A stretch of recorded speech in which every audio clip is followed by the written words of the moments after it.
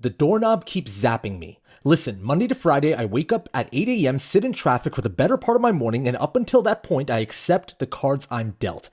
I gotta do this job that pays the bills for my average one-bedroom apartment, and my girlfriend might be cheating on me, but I don't know what to do about that. But if that doorknob zaps me one more time, I'm gonna burn this entire place to the ground. This is Office Space. That's the last straw. A haunting performance by Stephen Root. I know. And like he's in the warehouse. He says that when the lights turn off too, right? He's in the dark. Oh, yeah, exactly. Well, he's been threatening to burn the place down to this point, and then once has the lights shut off on him, he's like, that's it, okay. For you and I think our first introduction to Stephen Root was Dodgeball, right? Yes. Yeah. He's amazing in Dodgeball. And I think I've now seen him. I've probably seen him in other movies and I didn't know, but like I've seen him in Dodgeball, Office Space, and most recently Barry. Yes, same here. I was talking to you about this recently. He is like a chameleon as a performer. Like he is wildly different in all three movies. I mean, like his Dodgeball character and Milton have some crossover, I guess. But their overall energy is very different. And like in Barry, completely different. It's crazy. But the thing about this performance is that, like, it is strange. Like, when I was watching the movie, there were so many instances where I had to turn the volume up when he was talking because you can barely hear him. I know. He's always like kind of timid, mumbling to himself, looking around anxiously. I think it's such an interesting choice for Mike Judge to be like, Mike Judge and Stephen Root together to be like, no. He is truly mumbling the entire movie. Well, Office Space is based off like an animated little, like a series of animated shorts that Mike Judge used to make. And called Milton. Yeah, it was called Milton. So It's interesting how they turned that into live action. They made him a side character. Like when it comes to Mike Judge, I'm not part of the cult as many people are of Mike Judge. Like I haven't seen Idiocracy. Mm-hmm. It's actually been on our list for reactions to do for a while. We might do it in the future.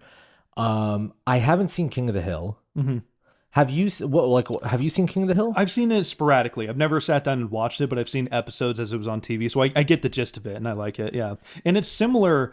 It has Mike Judge's sensibilities where he's really good at detecting like kind of the nuances of what make people funny or certain types of people funny. Is King of the Hill, like from what I've seen, like in terms of just promotional material and the clips that get shared online, it seems like a pretty middle class show about middle class people. Yeah, it's about a family, I believe in Texas. Mm-hmm. And most of the comedy is about those kind of middle of nowhere folks and who live a suburban life who just have those low key, quiet lives.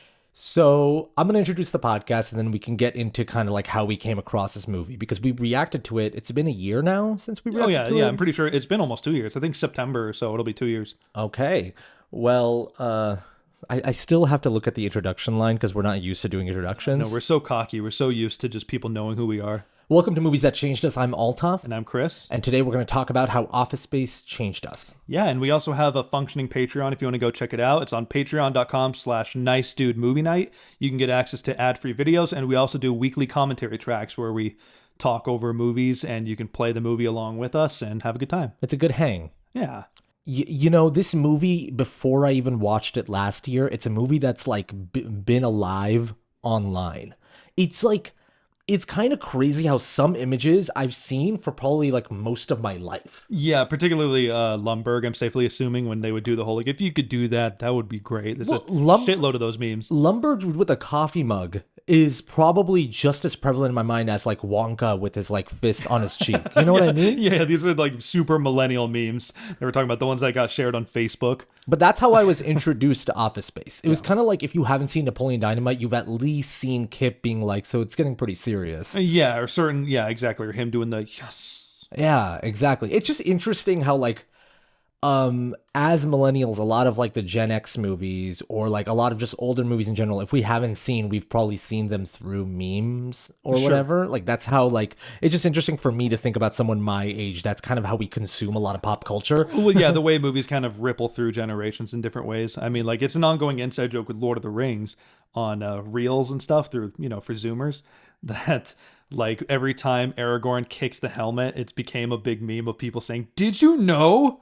Because he broke his toe. Yeah, like movies have definitely like now just taken a different life through the internet. Totally. So like at least some movies, not all, but like that's also how movies get like popular, or like how people, like a lot of people went to go see Challengers because it became a big internet movie. Yeah. You know Yeah. what I mean? Like that's how movies become successful in theaters nowadays, if it's not like Dune or something like that. Yeah, yeah. I mean, even Dune. A lot of the way people express, certain iconic lines or moments or something is by usually parodying it or satirizing And it then over, reels and shorts and stuff. like people want to be a part of that. Exactly. So it's interesting. Yeah, Office Space is one of the early on ones. I think it was like particularly known for its relatability because at the time there were a lot of, frustrated office cubicle workers at the time, and it was able to detect those little nuances of the way the bosses interact with the employees. Yeah. Did you ever work in an office?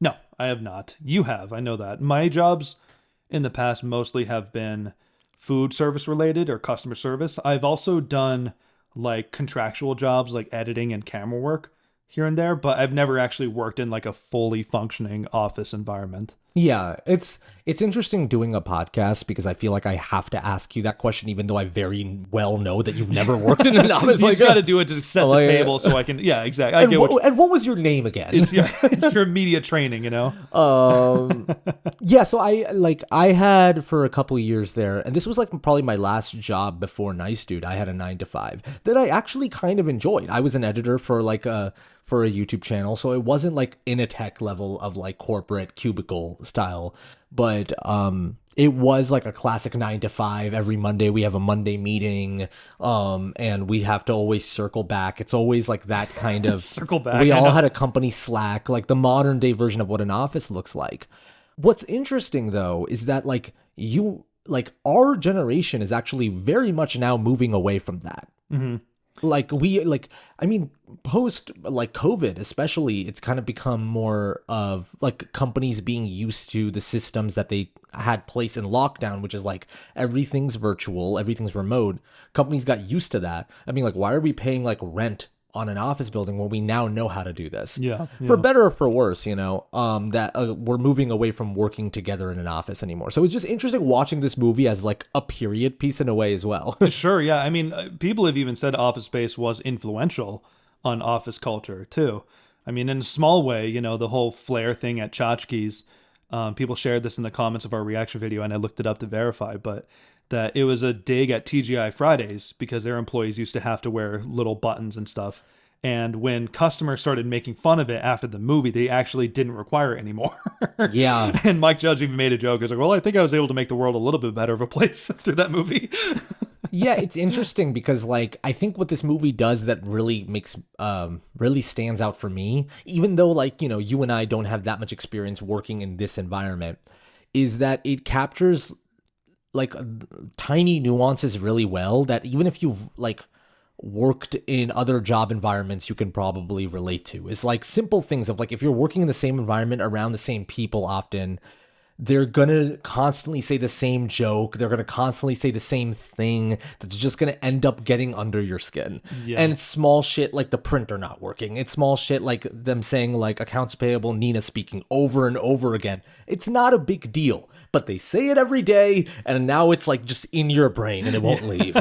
I know. Well, even like I remember reacting to this during when we first shot the reaction that Peter has dreams too of his work before even like, before he does this whole hypnotherapy treatment. But remember there's that sequence where he dreams about work? Yeah. And I can relate to that. I've told you about this before, but for listeners, that when I used to work at an ice cream shop, and I worked there a lot, and it became kind of my world for a bit because all my friends were essentially working there, and I just didn't do much else outside of that, that it got to a point where I'd fall asleep. And in my dream, I would hear the door alarm go off. Not alarm, a little beep that goes off when a customer walks in. I would hear that go off in my sleep, and I would like jolt awake. Like I would literally sit up like in the middle of the night. I've definitely had dreams of work before. I used to do like expo at a restaurant a few years back, and I used to like have dreams of like the expo station and like the food being like all the food getting cold, servers yelling at me, just random like not specific stuff, but all that Like environment. work mares. Yeah, well, exactly. Yeah, and and it's just like it becomes such a part of you that like I sometimes like even like deep into like now doing Nice Dude full time, I've sometimes had dreams about working there again. Oh, really? Yeah, oh yeah, like many times. I mean, to be honest, I still have dreams of like me in college, like forgetting like that I missed a fucking class and now I failed that class. Sure. Some Like, of those experiences just haunt you for the rest of your life. I'm pretty sure I'll be like having dreams about being late to school up until I'm 40. Like that's just not going to go away. Yeah, fair enough. I don't really get those dreams anymore, funny enough. Interesting. Yeah, no, I don't know why, but they kind of just came and went. Yeah, but yeah, it captures that as well. It's interesting. Like you don't see that many movies especially now talk about like something that's so like current and something that happens to like everyone. You know what I mean? And if it's done in a movie, it's not as broad as this movie is. This movie's still like a pretty broad comedy, but at the same time it's talking about like small nuances that everyday people go through. And so it feels like anybody can watch this movie, but then the people who get it. And that balance I don't see in movies that much anymore. Yeah. I think they do a really good job of keeping the specifics of their jobs pretty vague and simple. A lot of the comedy is just the human interactions. It's interesting too that like you said there, the specificities of the job are vague because sometimes like, I mean, I haven't had this type of experience, so maybe I'm talking out of school or whatever, but it's just like you always hear from people who work at these big corporate settings that are just like these soul draining jobs. It's like, yeah, we don't even really know what we're doing. Yeah, they don't even like talking about their duties too. I thought a lot about like Severance. Yeah, which I think people have mentioned, like compared the two before. Because funny enough. Ben Stiller's also talked about how, like, in Severance is a show, if you don't know, it's on Apple TV. Ben Stiller directed a lot of the episodes. It has Adam Scott. It's basically about this, like, company where you can put a chip in your brain where when you clock in for work, your outside world you forget about. You only know like the workplace. And then when you clock out, you forget everything you did at work. So you don't even remember the coworkers. Yeah. I worked with. So like you can literally compartmentalize. And during the scenes of that show, when they're in the office and then like Adam Scott's character switches to being like the workplace guy, they call them innies and outies. When they become an innie, it turns into like a workplace comedy that reminds me a lot of like Office Space. Sure. And of just like and specifically their work that they have to do. It's not even clear to the audience what they do. And Adam Scott's explaining it to the newbie, being like, okay, so you just got to push these numbers in. I was like, what they do is just like, well, you'll know what they do once you feel it, but they don't give us specific details. Yeah. And it's kind of like that, where like when Peter's explaining it to Jennifer Aniston what he does, it's like, I don't fucking know. It's like these 2 digits that we basically move around. Yeah. I don't want to do this anymore. Well, yeah, and I think it's also funny because the higher ups, Lumberg, and I forget the name of the 2 corporate guys that come in later, that they don't really know what anyone does either. Like, no, you know what I'm saying? Like when they come in, when they like micromanage Peter, it's over the cover of the TPS reports, which was made famous. They're focusing on the most minute bullshit of the job that doesn't have to do with their actual functions for the company. Yeah. You know what I mean? But they just want to give the illusion of like, oh, you're not doing your job right, you got to push yourself. Even though no one even knows what each other's jobs are. We're in the fortunate position right now, you and me, for our jobs to be this. Mm-hmm. And that's like very lucky that we're like this. Now, It's not always perfect. We're not like super rich. We're not flowing with money, but it's still fortunate that we get to make money doing this. Is there a small part of you that misses structure in this way? Oh yeah, absolutely. I mean, not in like I wouldn't switch to it or anything like that, but yeah, there is like a very chaotic and isolating nature of the jobs that you and I do.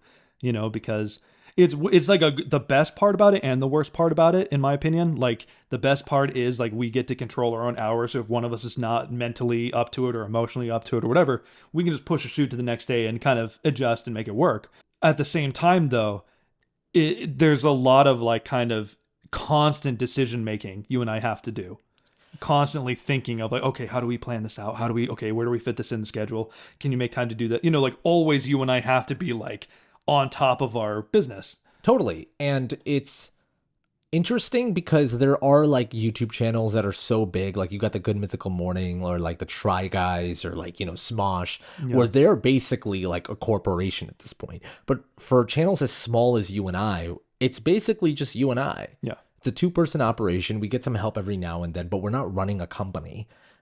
We are, but in an extremely small sense, right? It's basically a startup. So that we have to like create structure for ourselves. Like we have to create like a time limit of when we finish work that day. We have to be like, okay, Sundays we don't shoot. But like you said, a lot of the times, like this, you and I sitting across the table and talking, or you and I sitting on that couch and watching a movie, that is like 20% of what the job is for you and I. A lot of it is we're each in our separate rooms, like in our separate apartments, looking at a computer all day. Yeah. And there is this feeling sometimes I get. I was like, I kind of wish I could just like go next door to the cubicle and talk to my friend and kind of vent us for a second. Or I wish there was like a level of like when I clock out, I'm done. Instead of just like constantly, like even when you and I are hanging out, like we have to stop ourselves from talking about work. We have to consciously not engage with it. So it's an interesting thing watching this movie. Like there's a part of it where I'm like, man, I wish I could just drive to work and then leave and then I don't even have to think about it again. Yeah, yeah. But then I also have to remind myself I'm like very fortunate to do something I love. And it's kind of like what Peter says when he's talking to Joanne, where he was just like, everyone has these dreams of what they want to do, these goals, and I just had none of those. Like, I don't know what I want to do. Yeah, well, I mean, that's when him and Lawrence had that conversation of like, if you had $1 million, what would you do with it? Two chicks at the same time. Of course, yeah, and he makes firm eye contact when he says it, right? He's like, you don't need money to do that. I was like, the chicks that would hook up with me would. Yeah. But then Peter's answer, remember, he says, I would do nothing. I would do absolutely nothing. Like he would just be so comfortable. He's like, oh, I can just not care and engage. And that's when, Lawrence is like, well, I mean, my cousin's broke. He doesn't do shit. You don't need money to not do anything. Yeah, but I do love how that's challenged too. Exactly. Well, that's what I mean. But yeah, Lawrence's answer is really interesting. Because like, I think, when Peter has that conversation in the parking lot with Joanne towards the end of the movie, and when he's like, I don't know why I can't be just happy at my job. Like, I don't know what that is. And, so it's like, I think it's not even like, okay, I can't just do nothing. I can't survive that way, but I also hate this. And then it clicks at the end. You're just like, man, like when he starts just working with Lawrence and like cleaning up the burned ground zero of Initech, and that's his job now. And he just brought his lunch in a pail. Like he's happier than he's ever been, and he doesn't need anything else. It's kind of a realization of just like you put a lot of ego into like what you think you should be doing in your life versus like what will actually make you happy. I mean, even with this, man, like I think something that I don't talk about ever publicly is that like when we were making the decision to go full time into Nice Dude, I had another job offer that was going to pay me a lot more money. Yeah. Yeah. And Nice Dude is not a guarantee of it making a lot of money. I mean, it still kind of isn't. We're still very small and we struggle. Mm-hmm. And this is not us complaining, but it's just being honest, you know? Yeah. We're working, we're trying to grow, and we're just working at it. But this was going to like be a big opportunity. And I said no to it because it was a matter of like, okay, I'm not going to make as much money right now as I would if I just took this job. But like, what will genuinely like make me happy? And will I still be able to survive? Mm-hmm. And like, what do I really want in life? Like, do I want to like immediately have a huge house and like have an expensive car and all this stuff? Or do I want to be really doing what I love and still be able to like maybe live in a slightly smaller place and have like a more frugal lifestyle? Yeah. And if I have a slightly more frugal lifestyle, will I still be happy and just choosing that? But that was a lot of like, work that I had to do for myself of just realizing that. And I think that's kind of what this movie's really about. Yeah, it's challenging like when you blur your job with your identity, essentially. And I think Clerks has a lot of that too. Obviously, the character of Dante has the exact same type of arc. And when that's another, like, I think you mentioned it off mic, but that's like another Gen X movie. Yeah, exactly. Yeah. Gen X had a lot of these types of movies when it comes, a lot of these movies that challenge the traditional work environments and frustrated middle class or middle to lower class Americans, Yeah. I mean, like, I remember when you made that decision though, to turn that job down. I remember like when you first mentioned, I was like kind of like clenching my fist a little, like, okay, do we have to figure out what we're going to do with the channel? But I mean, to your credit, you were also very supportive. You're like, listen, if you want to take that job, I understand as well. totally. I was going to say, it's not like I was against it, but it's more of like, there was a nervousness because that would affect me too, you know? I mean, yeah, we're doing course. this together. Yeah. Yeah. And so do you still stand by the decision, I safely assume? I mean, yeah. Well, you know, to be completely honest, I've thought about that. I was just like, did I make the right decision, especially when days when it gets really tough, you know? Because you and I are running our own business for the first time, so we make mistakes and we have setbacks, and there have been nights where I'm like, did I make the right decision? And I think overall, like, I think it's a resounding yes. Yes. I'm like, oh no, like this is what I want to be doing. And I still have this feeling, you know, like I think I'm at a stage right now where I'm like, okay, I need some more income coming in because I'm struggling a little bit. And again, when I say this stuff, I don't want you guys listening to feel like we're not grateful for what we get. We have like amazing patrons. We have that support us. We have you guys that watch and listen and support us in that way. We're not putting that burden on anyone who's listening right now at all. But like, you know, it's expensive in LA. And so right now I'm at a space where I'm like, okay, if I need to start like looking for another job on the side to make some extra income or whatever, I'm like perfectly okay with that. You know, I go back and forth on it too. I mean, it's going to be part of it when you build your own business. You know what I mean? When you're going to be like, am I taking the right path? Am I doing the right thing? But the truth is, I feel more like myself than anything else doing this, you know? And do I like that a lot? Fuck yeah, I like it a lot. Does it mean we're going to struggle in the process of climbing up that mountain and growing? Yes, absolutely. But I love the community we've built. I love the commenters, everyone who comments on our podcast and reaction videos. I'm like, this is awesome that people, you know, want to watch us watch movies and talk about movies and we learn things, you know.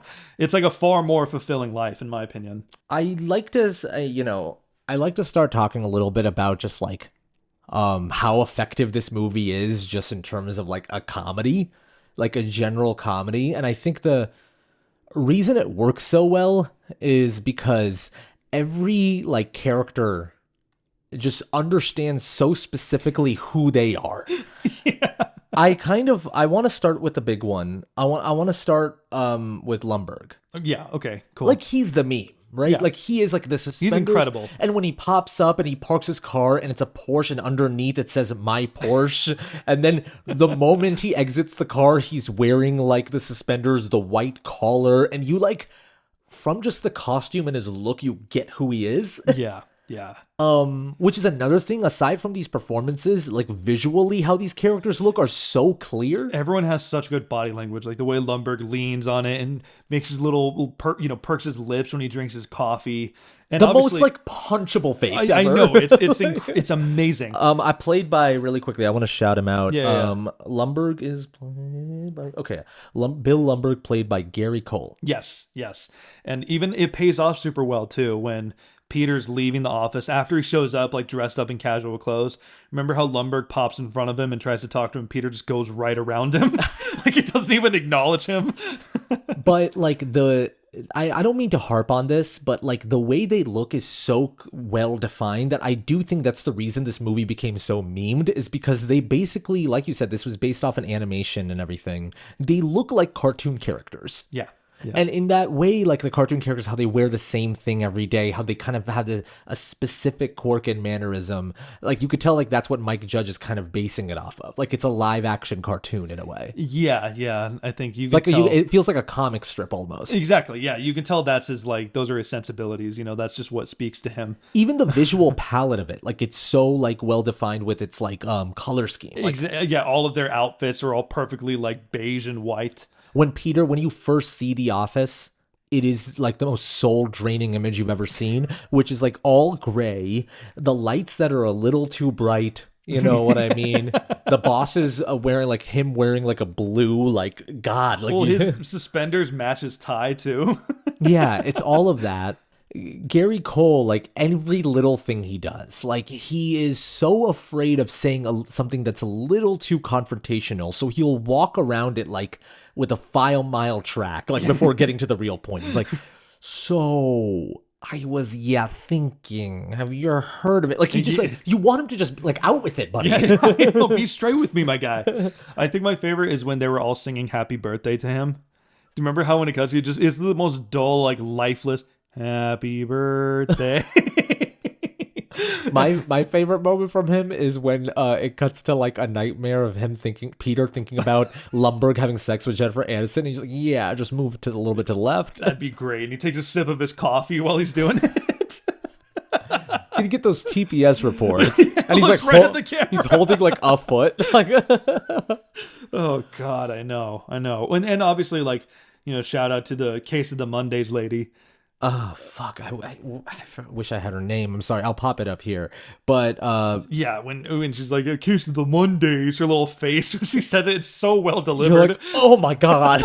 And she's the same one who was reading out the names and was like, Michael Bolton?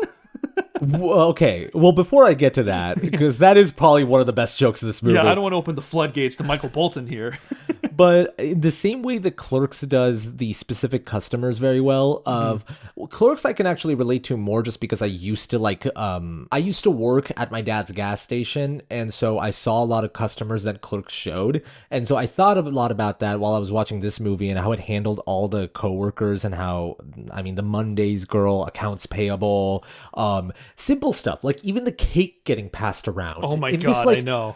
What I was focusing on was, like, of course, the Milton not getting the slice, but also just like those shitty blue paper plates. Like, they were like, all right, make sure everyone has it. And these small ass paper plates. And Milton's like having an internal meltdown because he's like, the ratio of people to cake is not going to be enough. Fucking Lumbergh being like, and guys, remember, it's Hawaiian shirt day.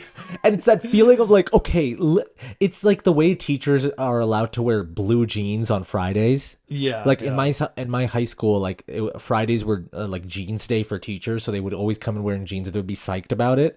And it was like that thing of just like, well, this is the fun thing we're doing in the office. Yeah. This is what we do for fun. And it's also just that Lumbergh always has that, like, Lumbergh, also the Tchotchke's manager, played by Mike Judge, they all have this feeling like, we want you to want to do it. Well, exactly. And that's something that I relate to, even though I've never worked in a corporate situation But we before. both worked in restaurants where that happens. We've both worked in food. You and I actually have, I think we should say, we have a lot of experience in food service. Yes. So that's what we can relate to a lot. Exactly. Yeah. Pretty much, like, I know I've 3 of my long-term jobs have all been food related. And so, yeah, I think that was the thing too, is like, I never really had that basic, like, oh, clock in, clock out, then forget about my job. I had that a lot, but a lot of them still would call me outside. Hey, can you come in? Oh, I don't know where to put this. Just all the time. It's still blurred into my personal life. You know what I mean? Yeah. I don't know if you had to deal with that a lot where you worked. Oh yeah. No, totally. It was like, I think I just remember like this feeling of working certain jobs, especially like in the food service business, where I wasn't getting paid a lot, but the manager would be like, okay, and remember, like, you want to do your job with the utmost level of like perfection. You got to smile. You got to get out there. And I'm like, how about you pay me like $2 more? like maybe just that. And yeah, if you're gonna make me go the extra mile, let me feel it in my pocket. And I feel like I was always pretty good about just like doing my job properly. I was never one of those people that like half-assed anything, but there's always this feeling of like, okay, I get you want me to like enjoy this, but like you gotta understand that this is just a job for me. Well, exactly. Oftentimes, managers shift the goalposts for different people. You know what I mean? If you're doing the bare minimum, like, even if you just smile more often, they'll be like, oh, he's improving, cool. But if you already show up smiling all the time, they're going to be like, oh, how can we push this guy further? The way Lumbergh always, so Lumbergh, like, is, like I said, afraid of confrontation. Well, one of the lines that one of the firing guys actually say is like, we always like to avoid confrontation whenever possible. And this is, by the way, when they're talking about how, like, Milton got fired a long time ago, but apparently there was a glitch where he kept getting paid and no one told him that he got fired. So he just kind of stuck around. So we fixed the glitch and things will just work themselves out. He just stops getting paid. When Peter realizes that all these people just fucking don't want to have any confrontation, he fully takes advantage of that. and just realizes that like I'm just gonna be extremely straight with them. They're gonna be so uncomfortable that they're gonna kind of do what I want them to do. Yeah, yeah. And that's like what happens. Well, exactly. And I think the scene, one of the most uncomfortable scenes for me is, forgive me, I'm drawing a blank on his name. The one that was already paranoid of getting downsized. Oh yeah. No, I have it here. He is Tom Smykowski. Tom, okay. Because the part when the firing guys have the meeting with Tom, how they're kind of cornering him, like, so what is it that you do here? And he like melts. Yeah, and what's so frustrating about it though is, and someone in the reaction that we posted did a really insightful comment about it, saying like, no, that job is actually really useful. It's basically a project manager. You know what I'm saying? It's the same, like we have a project manager because we have, you know, an agent when you do our brand deals and shit like that, that relays from the brand to us for us, so we don't have to worry about that bullshit. You know what I mean? And so that's basically Tom's job. He's the one who relays between the software engineer and the clients, but they already have their minds made up and they're like, so why can't the clients just talk directly to the engineers? And he's like, no, I'm good with people. He is he's played by Richard Reel. And so, well, two things. One is when he's pitching jump to conclusions with them, and like the biggest smile on his face, he is so psyched. He's so proud of this idea, and it's like his tiny little mustache, like everything about him. It's another one like that guy I'm just gonna remember. Yeah. But you know what else he's been in? Barry. No shit. Who was he in Barry? Without spoiling it, you know. He has like one line. I think it's only one line. Maybe he showed up. He's in season 4. Okay. He plays a warden. Okay. All right. Cool. I'll show you it later, but I'm really trying not to spoil it for people. Yeah. Okay. But he has his beard, and when I looked him up, I'm like, oh yeah, it is. So now I'm just thinking, I'm like, did Stephen Root and them like meet? Like, I love the fact that they both have been in Barry. Yeah, did they stay in touch a little bit?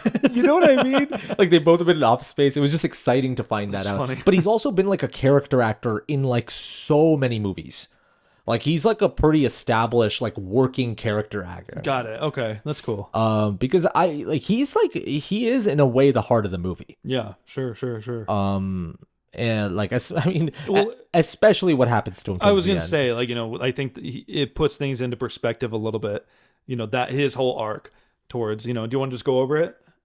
Oh yeah, sure. Cool. Let's do that. Yeah. So like, obviously, it gets to a point where his character basically plans on killing himself by carbon monoxiding his car, and which is something to point out. This movie's like surprisingly dark. Yeah, it does get dark. Yeah. Which I really appreciate because it like deals with certain things that are very real for a lot of people. Like that small line that John C. McGinley's character says, where he's just like, we like to do the firings on Fridays because there's statistically less of a chance of an incident. Yeah. And that line is just like a throwaway. Yeah. And you're like, whoa. It's just interesting. Yeah. And I think they do a really good job like juxtaposing it by having like some shithead tell the story too. You know what I mean? Like, it's not like they just show it in like a super sincere, dramatic way. It's like some guy being like, yeah, and then he goes and plans to kill himself. You know who that guy would be played by? This is a really boring answer, but you know who would be played by? Who? Jimmy Tatro. Wait, who's Jimmy Tatro again? I'll recognize the face. I know the name. Yeah, I know you do. I'm being an old man for a second. Oh, you know, because you've seen this movie. He's the guy from Theater Camp who's the son of the mom. Oh, yeah, okay, 100%. Yeah. Okay, perfect. By the way, guys, if you haven't seen the Theater Camp, there's a scene where Jimmy Tatro dances to a Post Malone song that is probably the funniest scene I've seen all last year. Like, it is. It's a fun movie. Like, when he gets up and he's like, finally, and he starts vibing out to Post Malone.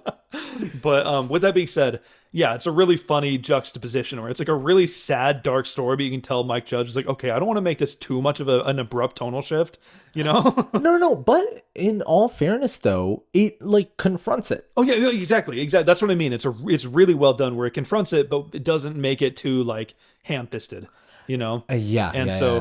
So he basically makes a plan to kill himself in the car, and then he looks and sees his wife and realizes that he wants to live. Well, what's funny about it, his wife is just like comes to the garage and he's like, oh yeah, I was just checking the Exactly, yeah. He's like, oh no, something funky's going on in like the car. He cheated on her or something. And then he backs the car out and then just gets nailed by a truck. It's kind of like the universe being like, okay, if you're ready to live again, let's really test you. Yeah, let's push that. Well, and our reactions too. I watched our reaction video this morning before we shot this, and both of us were like, oh my God. We were both so shocked by that moment. I need to rewatch our reaction because I looked good in that video, by the way. Hey, man. I watched it again. I was like, dang, I look pretty cool. Like I was wearing the banana button-up shirt. My hair was all like short and coiffed. Do you still have the banana button-up shirt? Probably somewhere, yeah. Did it shrink or something like that? Yeah, a lot of my clothes tend to shrink. Yeah, I remember last time I saw it, it was like pretty like it was like coming up here. Yeah. Not because you got bigger, just because it was shrunk in the dryer. Yeah. But I also like our last action hero thing. I'm editing that, and it's the first video with you with the man bun. Oh yeah, it's looking good. Thanks, man. I'm just saying, it's still looking good, buddy. Oh, come on, stop that. But yeah, it is like the moment of like you feel heartwarmed by the fact that he saw his wife and is ready to live again, and then he just fucking gets nailed. And it's so like disturbing yet heartwarming when all of them come to the party after he basically announces that he got a lot of insurance money. Yeah. And they all come to celebrate the $1 million he earned, and he is like fully like just got shit head to toe in bandages in a body cast basically. Yeah. But he's like smiling, making jokes, but it's disturbing, funny all at the same time. And he made the jump to conclusions math. Yeah, I know. Yeah, but he has that conversation with Peter, which is I'm sure that's what you're working up to. Yeah. Where he basically tells him, I mean, do you remember exactly the words? Because you've watched him more recently, but he basically just told him that your priorities will change. Well, he specifically says, he was like, listen, I know that like you don't like working at that job, and maybe I don't whine as much as you do, but I probably don't like it as much as you do, maybe more. I've worked there for 30 years, but life has a funny way of working itself out. Good things eventually come along. Just look at me, he says at the end, and he's like in a wheelchair in a body cast. It's like, but it's like weirdly endearing in a way too. Yeah, it's like a perfectly written scene for like a satire movie. Yeah, where it's like earnest but also very funny. Mm-hmm. Yeah, it's like poking fun at like the irony of life, essentially. You know, of how like sometimes these sort of horrible events can really reshape your worldview and make you happier than ever. Oh yeah. Okay, so you want to step back a little bit and talk about some of the other characters? Yeah, you want to talk about like the main friend group? Okay, so we have Peter, Michael Bolton, and I got his name right here. Samir. Go for it. Naga.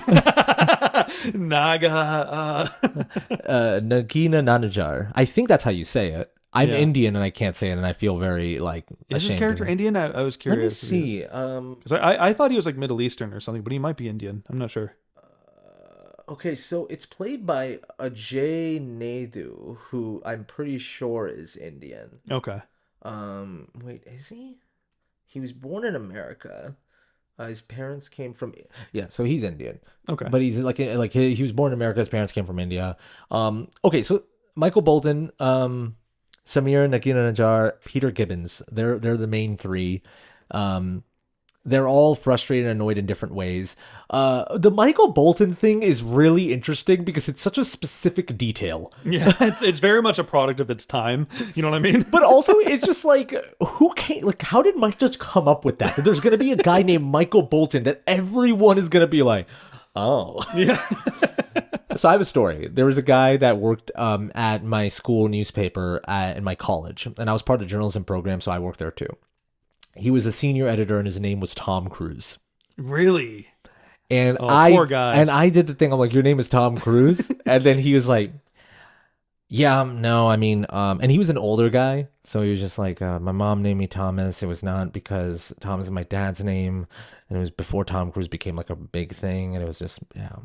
And it was just like, and then like I worked with him for 3 more years at the school newspaper. And I saw like every new guy come in and make the same joke, and his soul just slowly draining, and me just having a shit-eating grin is like, all right, let you do that now, go for it. But it's just like that kind of thing is real. Yeah, 100%. Yeah, I know. So I wonder if Mike Judge just knew someone like that who's been through the same thing. Yeah, totally. And how much he now hates the celebrity Michael Bolton for the reason he's like, that no talent ass clown. Also, well, that's another thing that sticks kind of with the theme of the movie while also being a joke. That the fact that Michael Bolton's so frustrated about constantly being asked about the musician, but still won't just switch his name to Mikey or something as a nickname because he's like, no, he should change it, that fucking asshole. Why should I change my name? And but like it's kind of similar to the theme of the movie of like these guys being frustrated but not willing to change their situation at all. Yeah. Or not being open to it, you know? Yeah. I think it's easy to feel stuck, essentially. And obviously the whole, like, I think they embody that in the copy machine, too. The printer, yeah. Like, printer. It's a fucking great scene, that scene. Like, it's just like, it's like basic to say it, but like when I watched the movie yesterday, it was like amazing. They're playing the gangster rap, and it's like this like low or high shutter speed. Low shutter speed. That truly feels like a Gen X like scene. Yeah. Where it's just like so many people probably felt cathartic watching it. I feel like my only like similar experience to like what that would be like is you and I both working at food service. We're so familiar with the Postmates and Uber Eats ding noise, like working in food service. So my version of that would just be breaking an iPad or something. Yeah. Deleting the app, not nearly as visual and cinematic. Yeah, I know. But and then you get Samir. Okay, so one thing I want to say about Samir, even though he's not as funny of a character as Michael Bolton is, or even Peter, I will say that for a 90s movie, and an Indian character, or if he's just Pakistani or Middle Eastern, I don't know what his ethnicity is, but he's an Indian actor. For him to be portrayed in a not extremely racist way is just kind of fascinating for like the 90s. It's such an easy thing to just go for. Like, this guy's gonna be super Indian and that's gonna be his personality. I'm like, no, he's just like another guy that works there. And the fact that he has an accent is just he has an accent. Yeah, well, and any jokes in relation to his race is at the expense of people who can't pronounce his name. The joke is not ever at his expense. You know what I mean? He's just frustrated that no one can say his name. Listen, man, my name is Altaf Nanawari. I've gotten the last name like curse a lot. Yeah, exactly. So I'm sure it hit home for you a little bit. Totally. Yeah. And it's but I also love how there's like a healthy balance, because I get annoyed when people can't pronounce my last name, but then I also had to step back. I was like, yeah, my last name is kind of tough. There's a lot of N's and A's in there. Yeah, there's a lot going on. Like, similar to Samir, I'm like, his last name is a long, complicated last name, but I also get being frustrated at people never being able to pronounce it. Yeah. I'm trying to also think about like how all three of them are just have this like seething like anger. You know what I mean? Yeah. Like when they're at Tchotchkes just having a coffee, they're all just like, yeah, God. You know what I mean? You like feel the vibe off of them. Oh, well, he literally like gestures like, I swear one day I'm just gonna, and then all of a sudden the waiter comes in. How you guys doing? You want anything? Yeah, I know. And they're like, no, just coffee, please. They're so just done. Wait, yeah, but like that's also another thing. I was just like, there's always one guy that's a little too excited to be there, and you're like, dude, fucking calm down. Yeah, I mean, I was looking it up out of curiosity, like, because I didn't know. Like, I've been saying it throughout this podcast, but there was like an energy between a lot of these movies in the 90s, and the closest I found when I was Googling it is like the Gen X angst. You know what I mean? I mean, Fight Club is the biggest example of it. Fight Club's a huge example of that. Yeah, but a lot of those movies in that time had that sort of, again, I've mentioned it already, but Clerks, et cetera, Is the Lost Generation the same thing as Gen X? Because there was a thing called the Lost Generation of people being like kind of stuck into like what their lives are going to be like post post-war, post like all the baby boom generation and all that stuff. This feeling of like, where are we? There's also this, because, well, let me look it up for a second. Yeah, because there has to be something like, contextual with that time that made a lot of people feel that way. Whether, I don't know what factors it is, whether it's like picking out the pieces after the previous generation. Every generation has frustrations. It's an interesting thing too, because it's stuck between like a transition. It's Gen X is basically a transition phase, right? It's like post-war kind of, but it's also not where like technology is fully taken over the way it has for millennials and Zoomers or like Gen Z, right? So they're in a transition phase. So the reason they're called like also the forgotten or lost generation is because like they don't know where they're going, they don't know where their place is, they don't know what their identity is, and they're just kind of stuck. And that's kind of the reason why I remember Amy Poehler talking about it. She said, I think it's very funny in interviews to just bring up that I'm Gen X because no one talks about us. Yeah. She was like, everyone talks about the boomers or millennials, but no one mentions Gen X. Yeah, they're kind of skipped over a lot of the time. And it like, even today, we always think, oh, like old people are always running office. It's not just old people. It's really fucking old people. Yeah. It's fucking boomers still running office. Yeah. It's not like Gen X has now taken over. It still hasn't. Yeah. There's still that gap there. Those fucking 80, 90-year-old assholes won't leave. Well, I know. And a lot of art in that time expressed that sort of like that frustration with materialism. You know what I mean? And yeah, like we said, Fight Club, but also even like Truman Show and The Matrix. Yeah. And, you know, Truman Show is a really good one. Yeah. Where, you know, I mean, Fight Club phrases it the best, you know, where like they were promised happiness by achieving the white picket fence life, getting the job that they want, but they're not. Kind of like a yuppie culture. Yeah. Totally. And so it's kind of like the weird counterattack towards that mindset that was coming around where people were like, wait, there has to be more than just this. You know what I mean? Than just having enough money. And I mean, American Psycho is another great example of that. It takes place in the 80s, but like the energy it gives off or the values that it brings are very much a satire of that culture. Yeah, and I looked it up to specifically get it right, but Gen X was born between 1960s and early 1980s. So it's like it's after baby boomers, before millennials, obviously. Yeah, it is interesting to look at that, right? And it's also interesting to see Mike Judge, someone who is like you know, in his career tackle these kind of themes throughout many different formats, made a movie that's, like I said, broad but specific about a certain moment in time that's going on right now. At least at that time, going on right now, right? Yeah. Something I was thinking about is that, like, that's something we don't get in movies. You know, that like in other forms that happens, like I think it's kind of like, I don't want to sound like an old guy, but like it is basically what TikTok is, right? Mm-hmm. There's so many, like you see like what it's like 8 a.m. on a Zoom call. Like that's where it's gone. It's all inside jokes, basically. Yeah, the relatable inside jokes. And it's like in 30-second segments. Yeah. But I was thinking about this. I was like, okay, why aren't movies tackling what's going on right now? It can't just be because it's too depressing. Because throughout generations, we've made movies about the current contemporary time when the times haven't been as great. You know what I mean? So it can't just be just because it's too depressing. Because that's the argument people have made. I think it has to do with the fact that, like, because of like social media has kind of taken over that market. So when people go to the theaters, they're kind of trying to get away from what they already see on their phones all the time. Well, yeah. And the people who have power, like in Hollywood, the people who have power to get movies made don't want to tackle contemporary times in their art at all. There are very few filmmakers. Like Soderbergh will still make a lot of movies about what's going on right now. Jordan Peele 100% does that. You know what I mean? He's like actually one of the few that's still tackling social satire about the current modern day age. That's why he's like one of our best filmmakers in my opinion. Maybe Greta Gerwig. I mean, Barbie was kind of her first in that foray. But they're either making period pieces or big IP projects. So that's why Office Space is kind of like one of the last of its kind. I mean, like I know Fight Club and all that stuff, but like it's to be this specific and this broad talking about contemporary times is kind of a unique artifact now. Yeah, 100%. I mean, that was what popularized it. It was known for its relatability. And I think part of me wonders too if a lot of people are already having those itches scratched through TikTok and social media.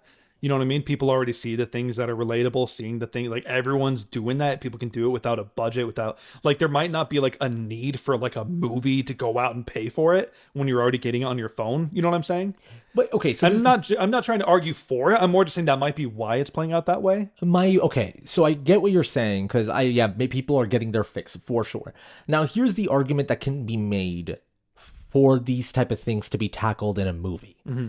I've talked about this a little bit with Punch Drunk Love, where I was saying, like, no story is too small to be put on a big screen. And when you put something on a big screen and put it out in a theater, make it into a movie, there's a level of importance you're putting onto it. So, for instance, with Office Space, you put this on in a theater screen, you have 200 people fill a room and watch this. Suddenly it feels like these small nuances are bigger than life. right? And it suddenly feels like my everyday issues are important enough to be put on screen. My everyday life is important enough to put on screen. You not only feel less alone, but you also see how other people are reacting to this, and you realize that, oh, everyone else also feels this way.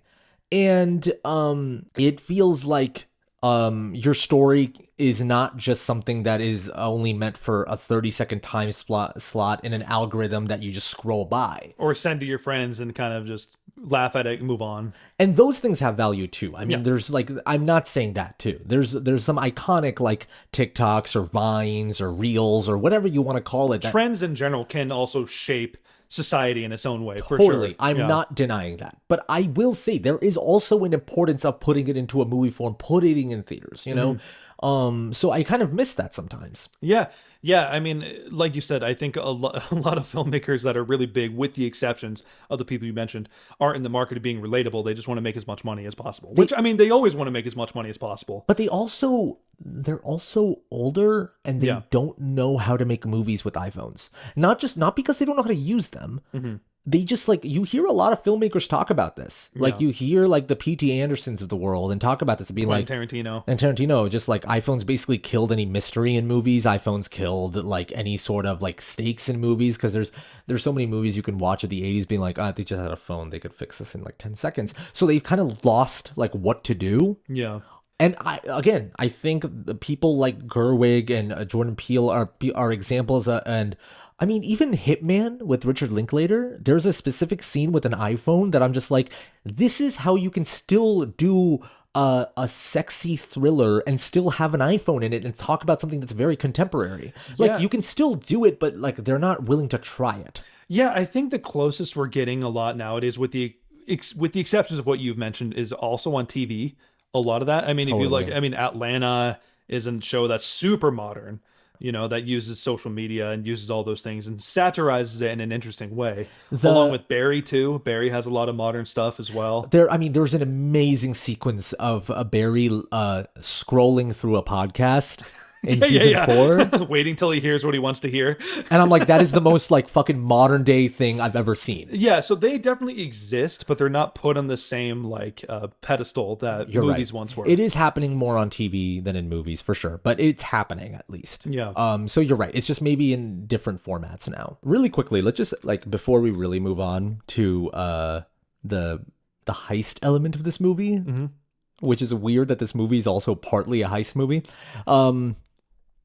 I want to kind of talk about like how Peter got hypnotized. Yeah, yeah. Also, just I remember in our reaction being like, what the fuck is happening to the hypnotist? The way it was like cutting back and forth, these subtle cues where he starts sweating, kind of like his hand starts twitching. Yeah, so like that kind of like the guy is never able to snap him out of it, so he stays in this level of like Buddhist Zen like mindset of just like, I'm gonna do what I want to do every day. Yeah. And he's able to finally ask out Joanna, played by Jennifer Anniston, who is kind of like, I know she's basically like a love interest type character. I will say this is the kind of role that you get Jennifer Aniston for. Yeah. Someone that's a bit wiry, someone that's kind of like, she's a working girl, really exhausted and tired and really like kind of a little jittery. Yeah, yeah.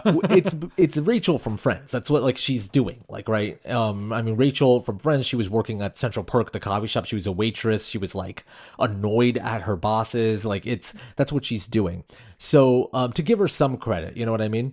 Yeah, yeah. I mean, I think she was cast really well for it, because especially like when you find out who her manager is, like you mentioned, played by Mike Judge, who harasses her about her flair.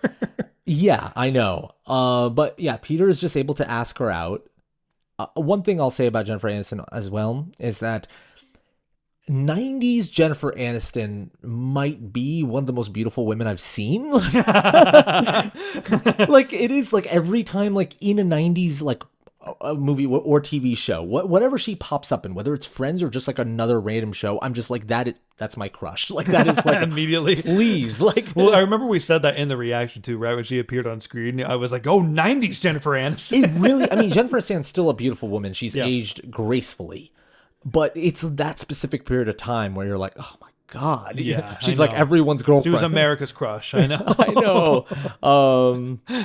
But the montage, it's good to be a gangster, is kind of like an inspired song choice. Yeah. I know. When he starts moving his desk around and just stops caring about work. Brings a fucking fish in the office. Oh yeah, and like he corrects the doorknob too. Or like doesn't he drill it? Well, he just drills it out. He takes it out off, yeah. He parks in Lumberg's parking spot. This is where like Ron Livingston, just to shout him out, is really good. He's able to switch that flip of being like just a tired worker to just be this like Lebowski type figure. Yeah, really totally. Well, and he always performs in a way. This is something that I've probably said before on the podcast, and I just really value in actors is he doesn't ever feel like he's trying to upstage anyone else or try to get the attention of the camera or try to like, you know, like I can always feel it when actors act like knowing they're on camera, if that makes any sense. Like they want to get attention and look as good as possible.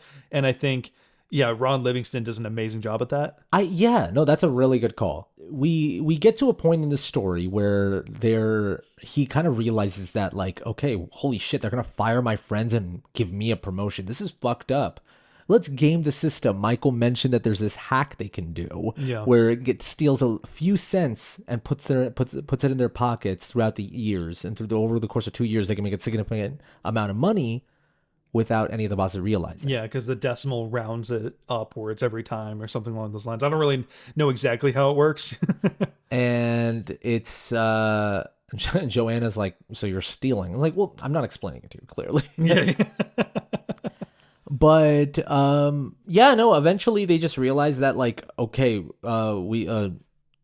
we really fucked up, because what ends up happening is that they get like $300,000 in their accounts, and like, holy shit, all the money came out at once. Yeah. And they decide to do the right thing and give the money back. I just didn't expect the whole place to fucking burn down. Yeah, I know. Well, that's been like the ongoing B story with Milton, is that he's been threatening to burn the place down. Okay, talk about Milton for a second. So Milton's story definitely does feel like I can see it coming from like an animated TV show. Yeah. Like, what's wrong with Milton today? Like something that the way he got messed exactly with. Him going through like little trials and tribulations. He is. I mean, John C. McGinley's pretty much stretching it when he has that like John C. McGinley is the main guy that like fires them and is asking them, is like, I love Michael Bolton. I'm a Michael Bolton fan. Him and Stephen Root are playing very broad characters.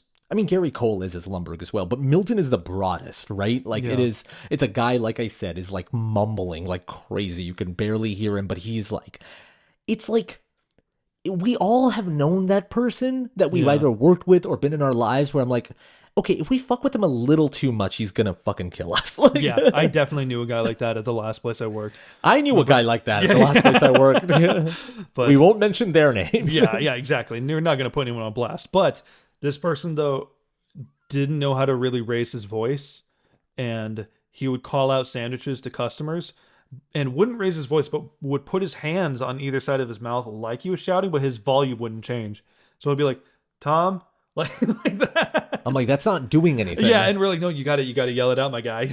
It's like the Jerry Seinfeld joke of when someone's going on a crosswalk and they just move their arms really fast without ever walking fast. Oh yeah, I know, right? Or when people basically run but keep their arms straight to make it seem like they're walking.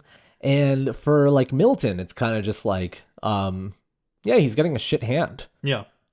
Like I just love like the tiny things. He's like, this is my stapler. Like, this is my stapler. And he tried to take it away from me, but I took it back. And like Lumbergh takes it back. And I like how Peter tries to be nice with him. Like he like the one moment where like Milton's talking on the phone and you think he's ranting to someone, and it just ends up being Peter, like right across from him. But it's also the quality. The thing that's interesting about Milton is when you first meet him, you feel extremely sorry for him, and then it slowly turns into this guy who is like, oh, he's like crazy. You're like afraid of him by the end of it. And also like, I'm sure you've heard this piece of trivia that the stapler, I forget the name of the company, but the line of staplers, they didn't originally have a red version of it. But after the movie came out and after popular demand, they made a red version of it because they're like, all right, well, if you guys really want it. It is a pretty iconic prop of the movie. I Yeah, think, him with the stapler. I mean, Stephen Root's like on the poster too, right? Yeah. He's hiding behind a dude covered in sticky notes with like the stapler. Great fucking poster, by the way. Yeah. I remember seeing it around in like elementary school. I've seen it around Blockbuster and stuff. Like, that's the thing about this movie. Again, like I keep saying, the imagery in this movie is like very iconic, and to the point where before I even watched the movie or knew about the story at all, I've seen images. I've seen that poster. I've seen even like the two guys that fire everyone. I've seen that image of them at the table smiling, Lumbergh with the coffee. Like, it's just so fascinating that a movie that is like so specific is also so iconic in that way. Yeah. I think you mentioned Napoleon Dynamite earlier, but I feel like that might be one of our closest examples. That and maybe Borat or something like that. And Napoleon Dynamite specifically, him with the brown suit, or him like Vote for Pedro. Him dancing. There's so much of it, right? Yeah. There's just some images that are just burned into your brain. I remember because this movie Office Space was voted on by our patrons. And I remember when he first announced that it won the poll, someone commented just simply, 2 chicks at the same time, period. And I remember I hadn't seen the movie yet, so I remember seeing like, that's a weird comment. I didn't know. Okay. I know we're jumping around a lot, but fucking love Lawrence. Yeah, Lawrence is amazing. Yeah. I love it because he's like he shows what could be kind of thing, like the simplicity of his life, how he's so comfortable with himself and so chill. And shout out, speaking of Napoleon Dynamite, he played fucking Rex Kwon Do. What? Yeah, that's him. Wait, what? Yeah, he just wears glasses and a bandana. You can't tell it's him. But did he mention this in the reaction and I forgot? I didn't recognize him in the reaction. No, I didn't know this until after the movie. He played Rex Kwon Do? Yeah. Oh my god! I thought you already knew that. I'm so sorry. I would have said that way earlier if I knew. Wow. You see it now, right? You totally, yeah. That's My name's Rex Kwon Do. Plays a pretty bad. He's the one who beats up Uncle Rico. Yeah, of course. You think anyone wants to take a roundhouse kick to the face while I'm wearing these bad boys? Forget about it. He ends up being a really cool character to play because he finally beats up Uncle Rico too. Well, yeah, and his wife is arguably more muscular than he is. It's dope. That's so dope. Anyways, no, but I love again, talk about the nuances of The Office. Even the apartment that he lives in, the fact that the walls are so thin. Yeah. It's also very pointed that Peter works at Initech, this software engineering like corporation, right? Quote unquote good job. And Lawrence is basically a construction worker that's lining up walls at McDonald's.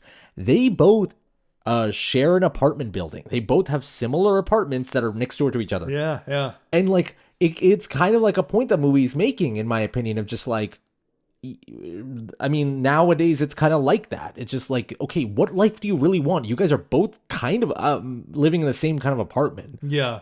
Like, is this really doing anything for you more than what Lawrence is doing? Yeah, exactly. It's not like one's this upper class situation. At least Lawrence comes back and has a beer and isn't thinking about his job all day. You're coming home miserable. Yeah, he's just enjoying TV. He's like, hey, put it on. Yeah, he comes out and it's like a mammogram like thing. I know. It's like, Jesus, Lawrence. I know, his dude's a dirty freak. Feek. I said feek. Yeah. Don't say mole. I said mole. What's that from? Austin Powers, Goldmember. Oh. Remember the guy with the mole? Yeah. It's like mole. He's like trying not to say it. Don't say mole. I said mole. Austin Powers is a dangerous rabbit hole for you. I feel like if I mention it, it's like just boom, reference. Okay, so do you want to talk about like now the proper ending? Like now, can we jump to it? Sure. So yeah, well, they're scared shitless that they're going to go to jail. I also like the small shot of Peter packing a duffel bag. Yeah. Yeah, getting ready to go to prison. Like he's going to take that with him. They're so like, I like how they address that these guys are like really lame. Yeah. They're like, God, we're such nerds. We're looking up like money laundering in the dictionary. Well, it's because at this point Breaking Bad hadn't come out yet. Well, yeah. So, no one at the time knew what money laundering was. My first thought went to Skylar Wikipediaing money laundering. Exactly, yeah. One of the great moments, or just Saul explaining it to Jesse. Anyways. Yeah. So he's getting ready. He slips the checks and the note under Lumbergh's office's door and immediately tries to crawl and get it back again, which is what I love. Only to find out that the door wasn't locked the whole time. Oh yeah, that was another thing. And The next day, Milton just has it. Yeah. And, like, he's like, well, this is the last straw. I'm gonna get my stapler. It's my stapler. And Peter comes to the office and it does this hard, jarring cut to fire. Yeah. It's kind of like waking up the audience. Like, yep, it blew up. Yeah, because there's a second, it's almost like a Jurassic Park shot where he drives in, looks out of curiosity. And then it's like, yeah, the place is in fire. Yeah. And I forget how, like, quickly the movie wraps up after this. Yeah. Peter basically has a big smile because he realizes, like, oh, they got away with it. They have, like, a chance at a fresh start, essentially.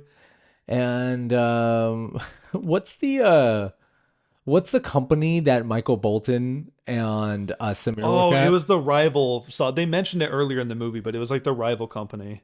Let me look it up. Yeah, go ahead, look it up. Okay, yeah, so it's Intertrode. Intertrode. And I remember it's like, so where are you guys at right now? Penetrode, Intertrode. But yeah, he's working with Lawrence and they're having a great time. They find the red stapler. It's like, I know someone who might want this. Yeah. And it crossfades over. Well, in my mind, I was like, okay, that's where the movie ends. And then I forget it cuts to where Milton is. There's like an epilogue with Milton. I guess there was also more to the ending that wasn't included in the final cut, too. Oh, like what? I guess they were going to say that Lumbergh died in the fire, and they mentioned in the dialogue, like, oh, are we going to his funeral? Oh, that sort of thing. Oh, yeah, but I can understand that you don't really need It's that. a little dark, not needed. And then also, I guess, he reports to his boss, and his boss is like a spitting image of Lumbergh, too. Like, his boss, like, apparently, like, almost behaves the exact same way. Whose boss? Peter's boss at the construction place.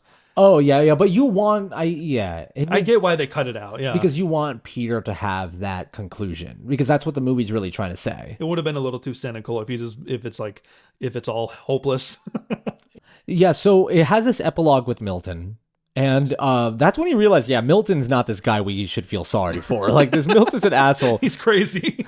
Also, love the shirt. I ate the worm. Well, I think, like, Milton's arc reminds me, and I haven't even seen this movie. I've heard a lot about this movie, and I've watched clips, and I've seen parodies of it. So it's one of those movies that I feel like I've seen it, even though I really haven't. But, Falling Down? Oh, is this the Michael Douglas movie? Yeah. It's Michael Douglas. Joel Schumacher directed it, I think? Yeah, that's the one. I haven't seen it. But... Do you know the basic premise of it, though? It's in it basically a guy goes crazy and holds his place up in hostage or something like that? Yeah, but it's like he's a guy who is also really meek and worked a desk job and was, like, clearly snapping because he was tired of taking shit from people. You know what I mean? Okay, so Milton's like a take on that guy. That sort of reminds me of a little bit. I want to say Falling Down came out first. And isn't he like, I'm gonna put poison in the guacamole? Yeah, he says like, he says a couple things he does. Is like, I could get you all fired. I can inject strychnine in the guacamole. I could take my vacation to a competing resort. Yeah, exactly. He's a Karen, basically. Yeah, but he's like, because he's just so done being pushed around by people. Now he's like become a monster. It's like they created a villain. Yeah, you look 100%. That's like, he has like his own little Joker arc. I know. It's interesting that they just end the movie there. Milton saying all the things he's gonna do. Yeah. I honestly, I think I enjoyed the movie way more than when we even reacted to it. When we reacted to it, I was like, oh, this is fun. Yeah. But I remember thinking to myself, in my head at least, that the heist element was like a little bit like weird. Mm-hmm. But even that, I felt like tied together in a better way than I remembered. Sure. So overall, really enjoyed this movie. And it was such a breeze to get through. Yeah, it's a really smooth watch, 100%. A tight 90 minutes. We love that. Tight 90. All right. That should be the name of this podcast. Oh, God. Just a bunch of different 90-minute long movies. I pitched that to you at one point. Did you remember? No, I don't remember that. There is actually a podcast that I like called, I think, 90-Minute Film Festival, where it's literally that. Oh, okay, and he has guests on to talk about their favorite movies in 90 minutes. I think so. If I'm wrong, I'll correct myself here. Sure. But I think we can wrap it up there. Yeah, let's do it. So thank you guys so much for watching. Thank you guys so much for listening. Thank you so much to our patrons for supporting us again and again. We really appreciate it. And last but not least, stay nice, dudes. Booyah! The arm covered me this time.